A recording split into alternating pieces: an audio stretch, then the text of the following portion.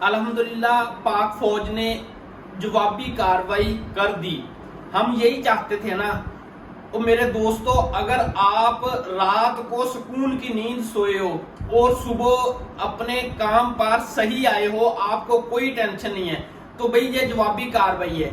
آگے ان کا اپنا کام ہے کہ وہ کس طریقے سے، کس ترتیب سے دیتے ہیں. ہمارا سلوٹ ہے پاک آرمی کو، ان جوانوں کو جو اپنی جان کی پرواہ کیے بغیر، بلکہ ہمارا تو ایک جذبہ ہے بھائی، ہمیں تو فخر ہوتا ہے شہادت کے اوپر. ہم تو اپنی زندگی سے زیادہ رتبہ، زیادہ افضل سمجھتے ہیں شہادت کو. ہمارے جو جوان ہیں، اور میں ابھی آپ کو ویڈیو دکھاتا ہوں، وہ روتے ہیں ہمارا منا مر گیا، ہمارا فلاں مر گیا، یوں ہو گیا. اور بارڈر کے اوپر جب وہ ڈیوٹی پہ آتے ہیں نا، تو وہ روتے ہیں، گھبراتے ہیں.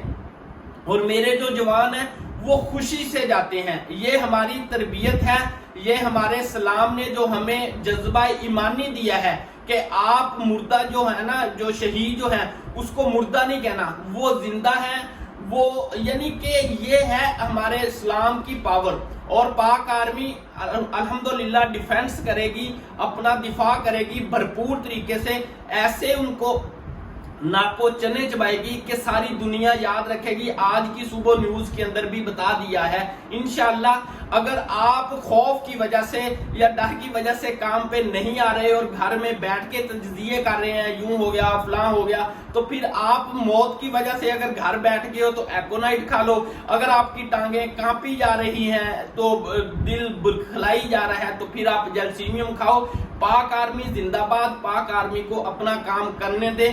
وہ بہتر جانتے ہیں کہ ہم نے کس جگہ پہ تھپڑ مارنا ہے اور کیسے مارنا ہے. انشاءاللہ ہمیں وہ مایوس نہیں کریں گے. فتح پاکستان کی ہوگی، فتح پاک فوج کی ہوگی. نعرہ تکبیر، اللہ اکبر. السلام.